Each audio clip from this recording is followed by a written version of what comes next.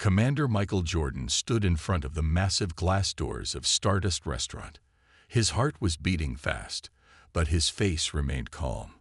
The restaurant floated in space, connected to the galactic core's main station by a long crystal bridge. Through the clear walls, he could see the purple and blue colors of the galaxy spinning slowly around them. Michael checked his uniform again. The golden buttons shone brightly, and his commander's pins caught the light of nearby stars. He had spent an extra hour making sure everything was perfect. This dinner was too important for even the smallest mistake. The doors opened with a soft sound, releasing a wave of sweet smells and quiet music. Michael stepped inside, his boots making no noise on the soft, dark blue carpet. The entrance hall was huge, with a ceiling that seemed to reach up forever. Real water flowed down the crystal walls, making peaceful sounds that mixed with the gentle music. At the host's stand, a tall man in black and gold clothes looked up from his computer screen. This was Han Jai-ho, the owner of Stardust. His family had run this restaurant for 300 years, ever since humans first reached the stars. They were one of the first Korean families to leave Earth, back when space travel was new and dangerous. "Good evening," Michael said, keeping his voice steady and polite. "I have a reservation for 1900 hours. Commander Michael Jordan, Earth Diplomatic Corps." Han Jai-ho's face changed very slightly. Most people wouldn't have noticed, but Michael had spent years learning to read faces. He saw the tiny movements that meant displeasure, the small tightening around the eyes that showed dislike. "Let me check our system," Han Jai-ho said. His fingers moved over the floating screen. Michael could see through the screen from his side. He watched as Han Jai-ho scrolled past his name without even looking at it. Behind Han Jai-ho, Michael saw movement. A young woman in the same black and gold uniform came out of a side door. This was Han Soo-ji, Jai-ho's daughter. Michael recognized her from the research he had done before coming here. She had just finished studying at the Terran Academy on Earth, the first member of the Han family to return to humanity's homeworld in generations. Soo-ji stopped when she saw Michael. Her eyes went to his uniform, then to his face, then to her father's back. Michael saw understanding fill her expression. She knew what was happening. "I'm very sorry, Commander," Han Jai-ho said, not sounding sorry at all. "It seems we are fully booked this evening." He waved his hand at the restaurant behind him. Michael looked past him. The restaurant was large, with tables spread out under a huge glass dome that showed the stars. Many tables were full of different alien species, the tall blue Andromedans, the floating gas bubble bodies of the cloud people, even a group of crystal singers whose bodies glowed with soft light. But Michael could also see at least 10 empty tables, their surfaces shimmering with unused settings. "There must be some mistake," Michael said. His voice stayed friendly, but firm. "I made this reservation 3 standard months ago. It was confirmed twice." He pulled out his computer pad and held it up. The confirmation glowed clearly on the screen. Han Jai-ho barely glanced at it. "Perhaps there was a computer error. These things happen.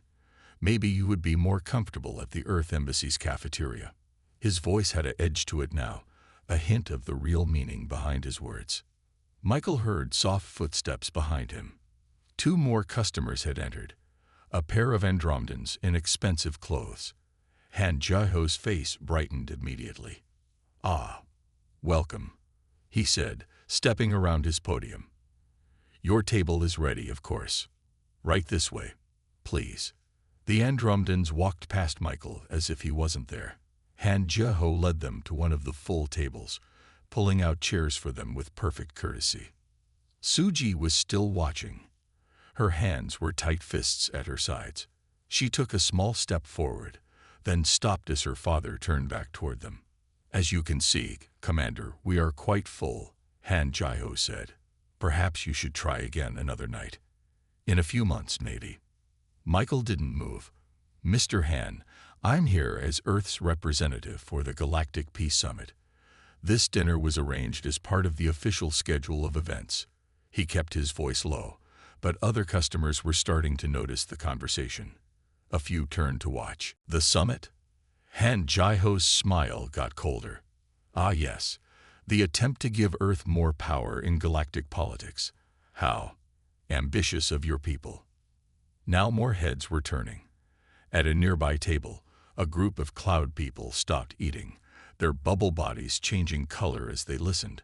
Crystal singers began to hum softly, their way of showing interest or concern. It's not about power, Michael said. It's about working together, understanding each other, sharing meals together.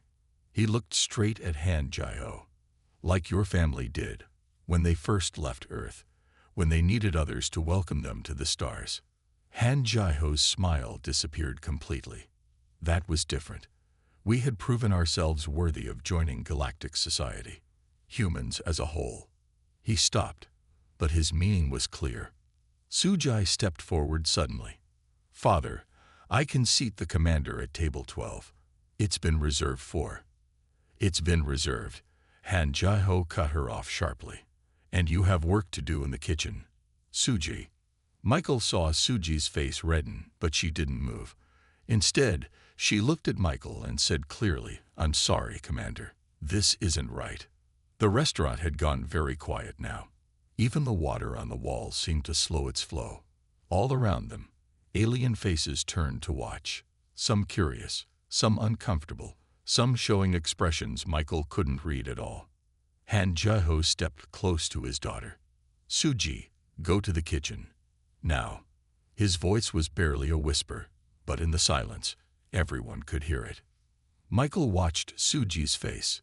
He saw the struggle there, duty to her father against what she knew was right. He saw the moment she made her choice. No, she said. Her voice shook a little, but grew stronger. No, Father. I won't help you do this. Not after everything I learned on Earth. Not after seeing how things could be different. Han Jai-ho's face went pale with anger. But before he could speak, another voice cut through the silence. Is there a problem here? Everyone turned. A man had risen from a corner table, an older Korean man in formal diplomatic clothes. Michael recognized him immediately. Ambassador Kim Ta-won, one of the most respected voices in the Galactic Council. Han Jai-ho's face changed again, showing fear for the first time. Ambassador Kim. No problem. Just a small confusion about reservations. A confusion? Ambassador Kim walked closer. His steps were slow, deliberate. It looks more like discrimination to me. The same kind of discrimination our people once faced. He stopped beside Michael. The kind we swore never to practice ourselves when we joined the galactic community. Han Jai-ho started to speak, stopped, tried again. You don't understand, Ambassador. This is about maintaining standards. Standards. Ambassador Kim's voice was like ice. Let me tell you about standards. Han Jai-ho. My grandmother was one of the first humans to eat in an alien restaurant. The owner took a chance on her, even though many said humans weren't ready for galactic society. That meal began a friendship that helped humanity join the stars. He looked around the restaurant. And now you would deny the same courtesy to your own kind. Michael stayed quiet, watching. He knew his body camera was recording everything. The feed was going directly to both Earth's embassy and the Galactic Council's Ethics Committee. This whole scene had been planned carefully. A test case to document the growing anti-human feeling in the core worlds. But something unexpected was happening. Around the restaurant, other customers were standing up. Not all of them, but enough. A cloud person floated forward, its bubble body glowing with bright colors. We would be honored to share our table with the commander, it said in its musical voice. Two crystal singers hummed in agreement, their bodies pulsing with light. Even one of the Andromedans who had just been seated stood up and bowed slightly to Michael. Han Jai-ho looked around, seeing his restaurant turning against him. His face went through several changes. Anger, fear, shame. Finally, it settled into a stiff mask. Commander Jordan, he said, his voice tight. It seems I was mistaken. We do have a table available after all. But Michael shook his head. Thank you, but I don't think I'll be dining here tonight. He looked at Soo-jae, then at Ambassador Kim. I believe I'd rather eat somewhere that welcomes all people equally. He turned to leave, then stopped. Oh, and Mr. Han, you might want to check your newsfeed tomorrow. I think you'll find this evening's events very interesting. With that, he turned and walked out, his steps echoing in the silence. Behind him, he heard the beginning of conversation, growing louder as he reached the door. He heard Soo-jae's voice rise above the others, heard her beginning to argue with her father. As he crossed the crystal bridge back to the station, Michael smiled. Things hadn't gone exactly as planned. They had gone better. Instead of just documenting discrimination, they had sparked what might become real change. His computer pad buzzed. A message from Park Do-ha, the youngest member of the Galactic Council. Footage received. Emergency council session called for tomorrow morning. Well done, Commander. This might be the push we needed. Michael looked back at Stardust, its dome glowing against the stars. Sometimes, he thought, the best way to change the future was to simply show the truth about the present. And sometimes, the best way to prove humanity's worth was to remain human in the face of those who doubted you. He straightened his uniform and headed for the Earth Embassy. He had a report to write, and tomorrow would be a very interesting day. The morning after the incident at Stardust Restaurant, the Galactic Core Station buzzed with activity. News of what happened had spread fast through the station's computer networks. Everywhere, screens showed the recorded scene from Commander Michael Jordan's body camera. Michael sat in his office at the Earth Embassy, watching the numbers grow on his computer screen. The video had been viewed more than 10 million times in just 6 hours. Comments and messages poured in from all over the galaxy. Many were from humans sharing similar stories. But surprisingly, many more came from other species, all telling about times they had faced the same kind of treatment. A soft knock on his door made him look up. Han Soo-jae stood there, looking tired but determined. She had dark circles under her eyes that told Michael she hadn't slept much. "Commander Jordan," she said quietly. "May I come in?" Michael stood up and waved her to a chair. "Of course. Would you like some tea?" When she nodded, he walked to the small kitchen area in his office and started heating water. "I left home this morning," Soo-jae said as Michael prepared the tea. "Father and I had a big fight after you left. He doesn't understand what he did wrong. He keeps saying he was protecting the restaurant's reputation." She stopped and took a deep breath. "I can't work there anymore. I won't be part of it." Michael brought 2 cups of tea to his desk. The steam rose in the air between them as he sat down. "That must have been a hard choice to make," he said. Soo-jae wrapped her hands around the warm cup. "Not as hard as you might think. When I was studying on Earth, I learned about our family's history. Did you know my great-great-grandmother was one of the first Koreans to work with alien species?" Michael nodded. "Lee Mira. She helped create the first translation program for the Andromedans." "Yes." Soo-jae smiled slightly. She faced so much discrimination from the aliens at first. They didn't think humans were smart enough to understand their language. But she never gave up. She proved them wrong by working harder than anyone else. Her smile faded, and now my father acts just like those who doubted her. He's forgotten our family's story. Before Michael could respond, his computer screen lit up with an urgent message. Park Do-ha, the young council member, wanted to meet with both of them right away. The walk to the council chambers took 15 minutes. The station's corridors were unusually crowded. People stopped to stare at Michael and Soo-jae as they passed. Some nodded in respect. Others turned away quickly. News traveled fast in space. The council building was a huge structure of glass and metal that seemed to float above the main station. As they walked through security, Michael noticed more guards than usual. The video had clearly caused more stir than even he had expected. Park Do-ha met them in a small meeting room. He was younger than most council members, barely 40, but his eyes held the wisdom of someone much older. He stood as they entered, bowing slightly in the traditional Korean way. "Commander, Ms. Han," he said, gesturing to chairs. "Thank you for coming so quickly. We have much to discuss." He touched a control on the table, and a large screen appeared in the air. "The Council has been in emergency session since dawn. Your video has caused quite a storm." The screen filled with images from all over the galaxy, protests outside restaurants that were known to discriminate, alien species sharing meals with humans in public places, signs in windows declaring all species welcome here. "It's spreading faster than we could have hoped," Duha said. "But there's also been pushback." He changed the images. Now they showed angry crowds, mostly wealthy aliens and some human business owners, protesting outside government buildings. Signs demanded protection of private business rights and keep standards high. "My father will be with them," Suji said quietly. "He'll say this is an attack on his freedom to run his business as he chooses." Duha nodded. "Yes, that's exactly what the opposition is saying. But they're missing the point. This isn't about taking away rights. It's about extending them to everyone." He looked at Michael. "Commander, we're going to need your help.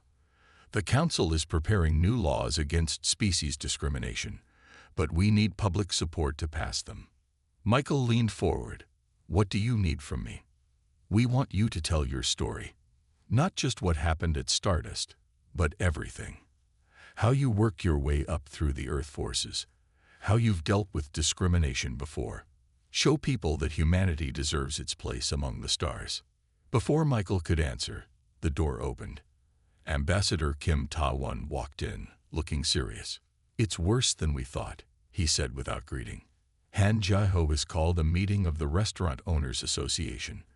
They're talking about a protest shutdown, closing all high-end restaurants in the core until the Council promises not to pass any new discrimination laws." Sujai stood up suddenly. "They can't do that. The Peace Summit starts in 3 days. There are delegates coming from every corner of the galaxy. Where will they eat?" A slow smile spread across Ambassador Kim's face. "Actually, that gives me an idea." He looked at Sujai. "You studied Earth's culinary arts while you were there, didn't you?" Suji nodded. "Yes, I combined it with my business degree. I wanted to learn new ways to." She stopped, her eyes widening. Oh, you want to." "The Earth Embassy has a full restaurant kitchen that's barely used," Ambassador Kim said. "And I know quite a few alien food critics who would love to try authentic Earth cuisine prepared with real understanding of alien tastes." Duha caught on quickly. A pop-up restaurant. During the summit, he started typing rapidly on his computer. "We could invite the delegates there instead of Stardust. Show them real human hospitality." Michael watched Suji's face as she thought it through. He could see the moment when determination replaced her uncertainty. "I'll need help," she said. "Good staff who understand both Earth food and alien dietary needs. And we'll have to modify some recipes to make them safe for different species." "You'll have whatever you need," Ambassador Kim promised. "The embassy will provide everything." Michael's computer beeped again. More messages were pouring in. The video had now reached 20 million views. Comments were flooding in from all over the galaxy, but one caught his eye. A simple message from an Andromedan chef. "This must change. We support Earth's stand for equality." He looked up at the others. "I think we're starting something bigger than we planned." Duha nodded seriously. Change often comes from unexpected places. A denied dinner reservation might not seem like much, but it can be the spark that lights a bigger fire. He stood up. "We have 3 days until the summit starts. Let's make them count." They spent the next 2 hours making plans. Suji drew up menu ideas that would work for different species. Ambassador Kim made calls to his contacts in the diplomatic corps. Duha worked on getting emergency permits and approvals. As they worked, Michael kept one eye on his computer screen. The story was still spreading. More restaurants were posting all welcome signs. Some alien chefs were offering to teach their recipes to human cooks. A group of crystal singers had announced they would perform a unity concert outside Stardust that evening. Finally, Du sat back and looked at their plans. "This could work," he said. "But it's going to make a lot of powerful people angry. Are you all prepared for that?" Suje squared her shoulders. "My father will be furious. The restaurant owners will try to stop us. But we're doing the right thing." She looked at Michael. "Commander, will you help me plan the security? I don't think everyone will be happy about a human running a high-end restaurant in the core." Michael nodded. "Of course. And I think I know some people who can help with that too." He sent a quick message to his old security team from the Earth Defense Force. They had worked together protecting human colonies in disputed space. They knew how to handle tough situations. As they left the council building that afternoon, Michael saw that the crowds in the corridors had grown even larger. But now they weren't just watching. They were talking to each other. Humans and aliens stood in mixed groups, sharing stories and making plans. "Look at that," Suji said softly. All it took was someone being willing to show the truth. Michael watched a young Andromedan child shyly offer a piece of candy to a human boy. The human boy gave him a toy spaceship in return. Both of their parents watched with proud smiles. "The truth is important," Michael said, "but what matters more is what people choose to do with it once they know it." They walked back toward the embassy together, already planning their next moves. Behind them, the great wheel of the galaxy turned slowly in space, its lights twinkling like hope in the darkness. The Earth Embassy's kitchen buzzed with activity. It was 2 days before the Galactic Peace Summit, and Han Sujai stood in the middle of controlled chaos. Around her, human and alien chefs worked together, testing recipes and adjusting flavors. The air filled with strange but wonderful smells as Earth foods mixed with alien cooking techniques. The Andromedan spices work perfectly with the kimchi, called out Chef Lee from the test kitchen. He held up a bowl where the traditional Korean dish glowed with a slight blue tint. It gives the fermentation an extra kick that their taste buds will love. Suji smiled as she watched a crystal singer carefully taste the modified dish. The alien's body glowed with pleasure as the flavors hit. That was a good sign. Crystal singers couldn't lie about their reactions to food. Their bodies automatically showed their true feelings through light. Commander Michael Jordan walked into the kitchen, followed by his security team. They had been working non-stop to prepare for the restaurant's opening. Michael looked tired but satisfied as he checked the security screens showing the embassy's entrance. "The protesters are still out there," he said to Suji, "but the crowds supporting us are bigger now." And the Crystal Singers' Unity concert last night changed a lot of minds. Suji nodded. The concert had been beautiful. Hundreds of crystal singers had gathered outside Stardust Restaurant, their bodies creating patterns of light as they sang songs about unity and acceptance. The video of that event had gone even more viral than the original restaurant incident. "How many reservations do we have for opening night?" Michael asked. Suji checked her computer pad. "We're completely full. Over 200 delegates from the Peace Summit have switched their reservations from other restaurants to us." She paused, including some who were supposed to eat at Stardust. That made Michael smile. "How's your father taking it?" "Not well." Suji's face showed sadness for a moment. The Restaurant Owners Association is still threatening to shut down during the summit. But some owners are breaking away from the group. They're saying it's better to change with the times than fight against them. Their conversation was interrupted by a crash from the prep area. They turned to see an Andromedan chef hovering over a broken bowl, his blue skin dark with embarrassment. "I'm so sorry," he said. "My gravity controls slipped. I'll clean it up right away." But Suji was already there with a cleaning unit. "Don't worry about it, Chef Kalo. These things happen. Are you okay? Do you need your gravity settings checked?" The Andromedan's skin lightened with relief. "Thank you, Ms. Han. You are not like..." He stopped himself. "Not like my father." Suji finished gently. "It's okay. You can say it. Things need to change, And change starts with being honest.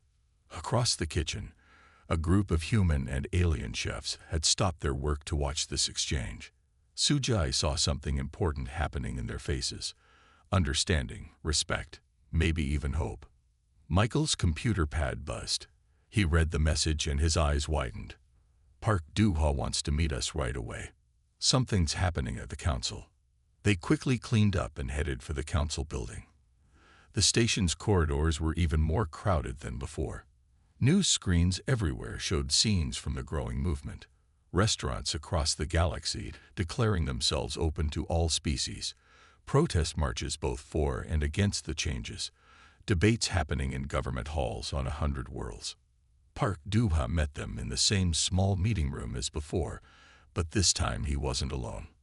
Ambassador Kim Ta-won was there, along with representatives from 3 major alien species. Sujai recognized them as members of the Council's Ethics Committee. "We've received a threat," Do-ha said without preamble. The Restaurant Owners Association isn't just planning to close their restaurants during the summit. They're threatening to permanently ban any species that eats at your new restaurant from all their establishments across the galaxy.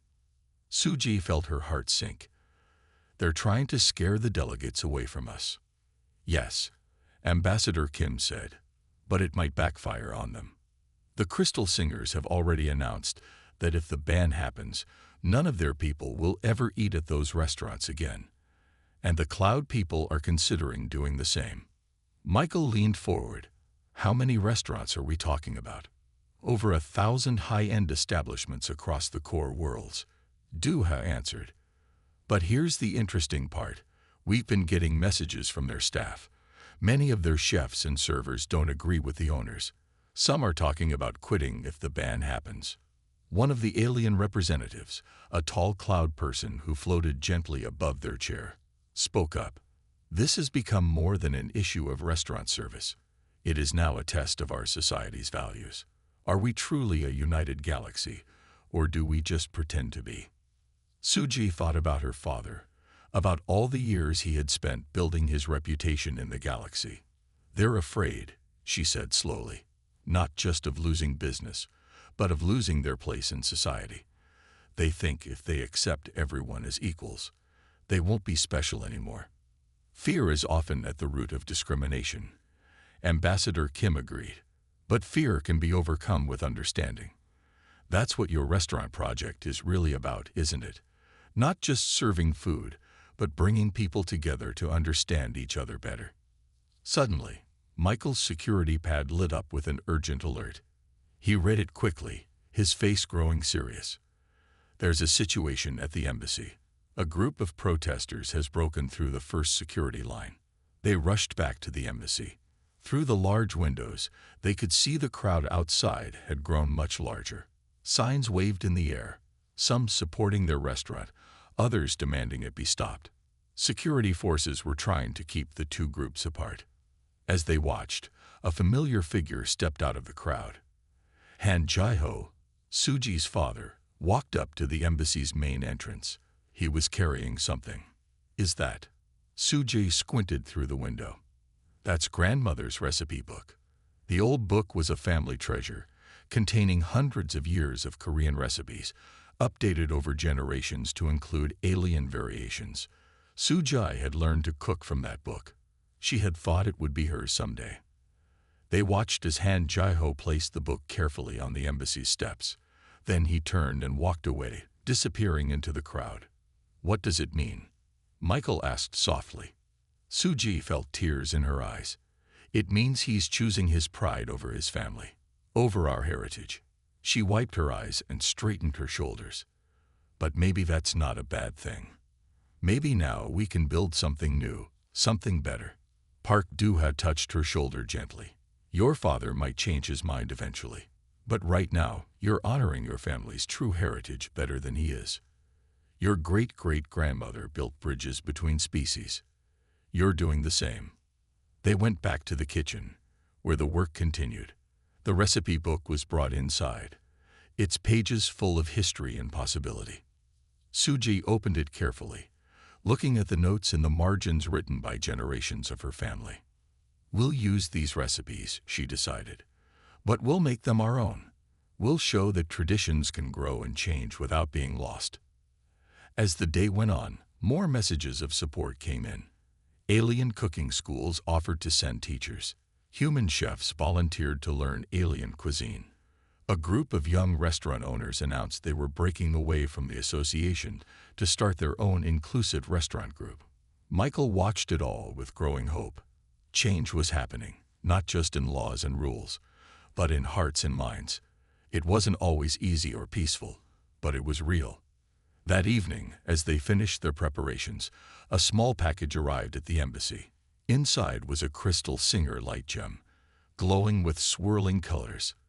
A note said simply, "For your opening night, may your restaurant shine with all the colors of the galaxy." Suja hung the gem in the dining room center, where its light spread out to touch everything with rainbow colors. Tomorrow would bring more challenges, but tonight, watching human and alien staff working together, seeing the light dance off faces of all species, she knew they were on the right path. The galaxy was changing, one meal at a time. The day of the restaurant opening arrived with a burst of light from the nearby star cluster. Commander Michael Jordan stood at the embassy's main window, watching the space station slowly turn to catch the golden rays. In just 12 hours, their new restaurant would open its doors for the first time. Michael's security team had worked through the night to set up the final safety measures. Special scanners checked for weapons while being careful not to interfere with the life support systems that some alien species needed. Force field generators were hidden in the walls, ready to protect guests if needed. "The first deliveries have arrived," said Captain Sarah Chen, his head of security. She pointed to the service entrance where containers of fresh earth ingredients floated in on gravity sleds. "We've checked everything 3 times. No signs of tampering." In the kitchen, Han Suji was already hard at work with her team. She had barely slept in the past 2 days, but her eyes were bright with excitement as she checked each delivery. The kitchen looked very different now. Special cooking stations had been set up for each type of alien chef, with gravity controls and temperature settings adjusted to their needs. "The Andromedan spice crystals are perfect," Suji said, examining a glowing blue container. "And the Cloud people sent us their newest flavor-catching nets." She held up what looked like silver spider webs that would trap the essence of Earth foods, so Cloud people could taste them safely. Michael watched as she moved from station to station, helping both human and alien chefs work together.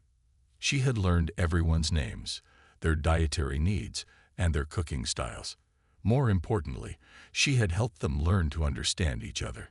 A soft chime announced a visitor. Park Du-ha walked in, carrying a large data pad. "The final guest list for tonight," he said, handing it to Suji. "Every major species in the galaxy will be represented. The Crystal Singers are sending their high harmonist. The Cloud people's first taster is coming." Even the Andromedan Council leader changed his plans to be here. Sujai looked at the list, her eyes growing wide. "These are the most important people in the galaxy. If we make a mistake, we won't," Michael said firmly. "Everything is ready. The food has been tested. Security is in place. The staff knows what to do." He smiled at her. "This is your moment, Suji. You've earned it." A movement outside caught their attention. Through the window, they could see a large crowd gathering. But these weren't protesters. They were ordinary people, humans and aliens together, holding signs of support. Some crystal singers floated above the crowd, their bodies glowing with encouraging messages. "Look at that," Du-ha said softly. "When you stood up to your father at Stardust, did you ever think it would lead to this?" Suji shook her head. "I just knew I couldn't stay quiet anymore. I couldn't be part of treating people differently just because of their species." She turned back to her kitchen. "Come on, everyone. We have work to do." The hours passed quickly as final preparations were made. The dining room was transformed with floating lights and gentle music that all species could enjoy. Each table had special settings designed for different alien anatomies. The Crystal Singer's light gem hung in the center, spreading rainbow colors everywhere. At exactly 1800 hours, the first guests arrived. Michael stood at the door with Suji, greeting each one.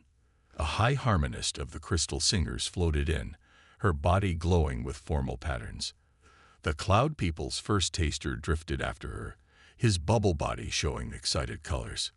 "Welcome to Earth House," Suji said, using the simple name they had chosen for the restaurant. "We are honored by your presence." The high harmonist's glow changed to show pleasure. "We are honored to be here. Your courage in standing up for equality has inspired many." More guests arrived. Andromedans in their floating chairs. More cloud people drifting like colorful soap bubbles. Human diplomats in formal clothes. The room began to fill with a mix of species that would have been impossible to see at Stardust. The first courses went out smoothly. Earth dishes modified for alien tastes. Traditional Korean recipes adapted with Andromedan spices. Special versions of human foods that cloud people could experience. The kitchen worked like a perfect machine, human and alien chefs moving together in practiced harmony. Then someone at the door called Michael's name. He looked up to see Ambassador Kim hurrying in. "You need to see this," the ambassador said, holding up his datapad. The screen showed a news feed from Stardust Restaurant. A large group of chefs and servers, both human and alien, were walking out. They carried signs saying equality for all species and no more discrimination. At the front of the group was Han Jae-ho's head chef, a man who had worked at Stardust for 20 years. "It's happening at other restaurants too," Ambassador Kim said excitedly. "All across the station. The staff are demanding change. Some owners are already agreeing to their demands." Suji watched the screen, her eyes filling with tears. "They're so brave," she whispered. "They're risking everything." "Like you did," Michael reminded her gently. A sudden commotion at the door made them turn. Han Jae-ho stood there, looking old and tired. The room went quiet as he walked slowly toward Suji. Michael stepped forward protectively, but Suji put a hand on his arm. "Father," she said quietly, "why are you here?" Han Jae-ho looked around the room, at the mixed crowd of species all eating together, at the happy faces and glowing bodies, at the peaceful atmosphere that filled the place. "I came to see," he said finally. "I needed to understand." He reached into his coat and pulled out an old, worn notebook. "Your grandmother's personal recipes," he said, holding it out to Suji. "Not the official ones from the restaurant. The ones she created when she first started cooking for aliens. The ones that brought species together." Suji took the notebook with trembling hands. "I didn't know these existed." "She hid them," Han Jae-ho said. "The Restaurant Association wouldn't have approved back then. She was ahead of her time." He paused, looking at his daughter with new eyes. "Like you are now." The high harmonist floated forward, her body glowing with the colors of peace and reconciliation. "Perhaps," she said in her musical voice, "you would join us for dinner. We would be honored to taste food made from those recipes." Han Jae-ho looked at his daughter. Suji wiped her eyes and smiled. "Yes," she said, "we'll cook them together.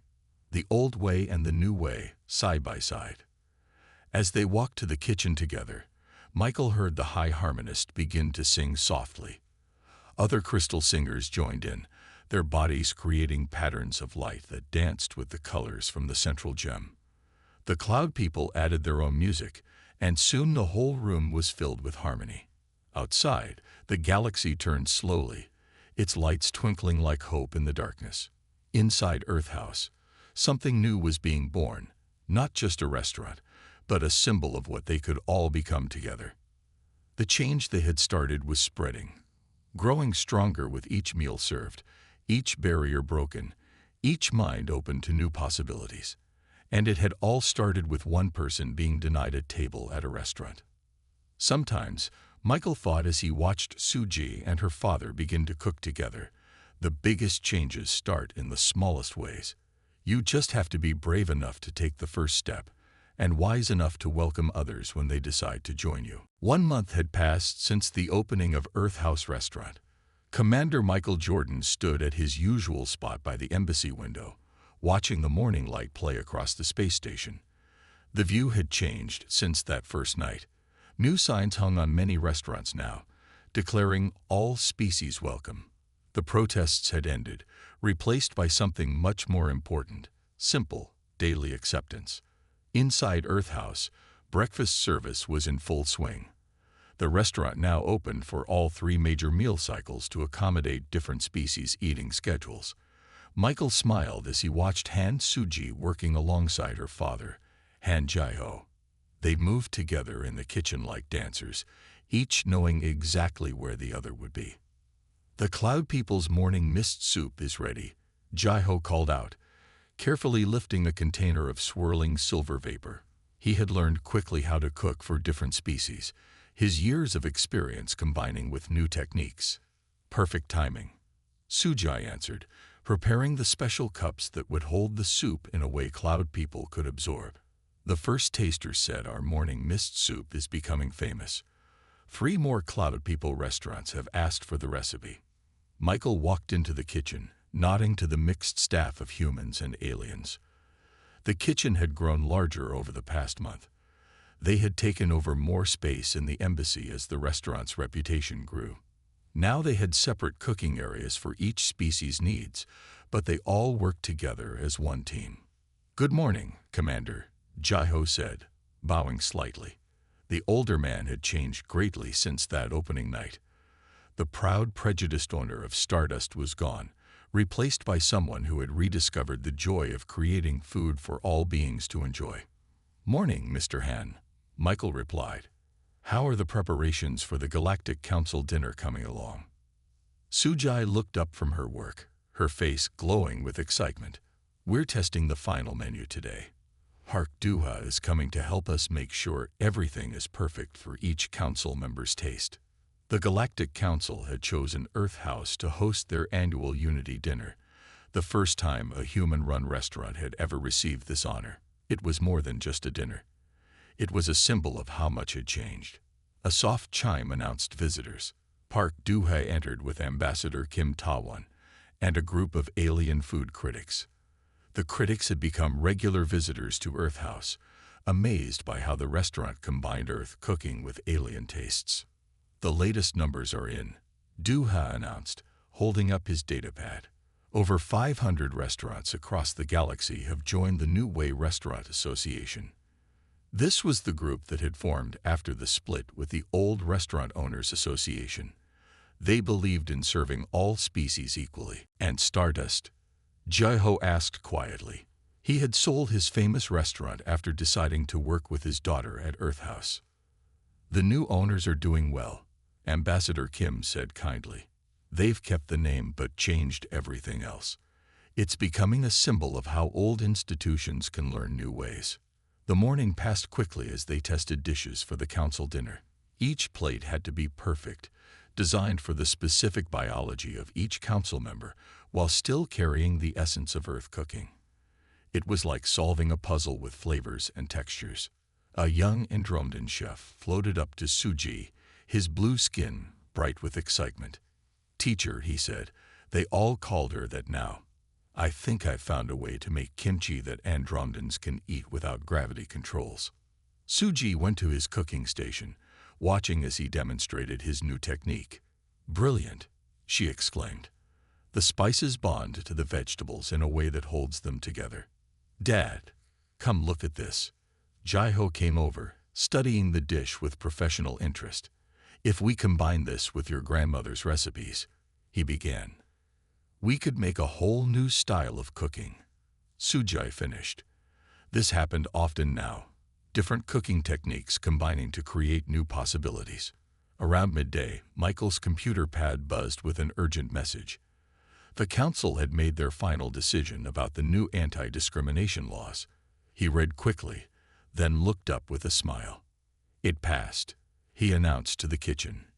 Unanimously, species discrimination is now illegal in all public establishments across the galaxy.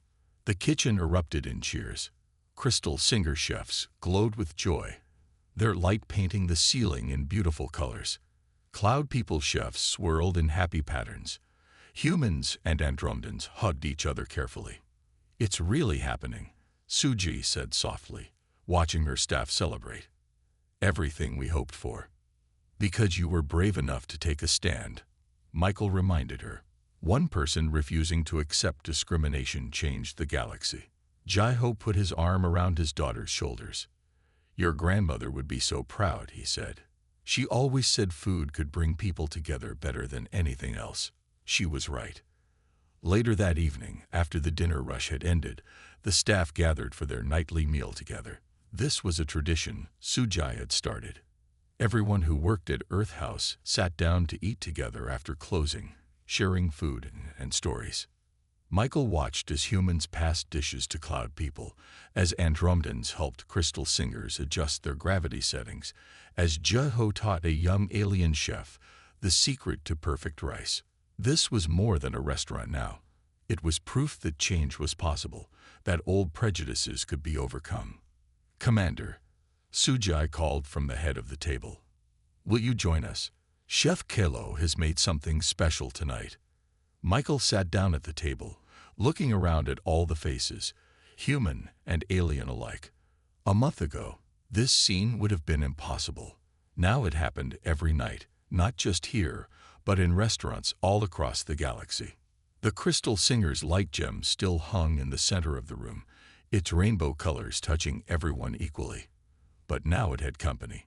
Gifts from other species hung beside it, each adding their own special beauty to the light. Outside, the galaxy continued its eternal dance, stars wheeling through space in their ancient patterns.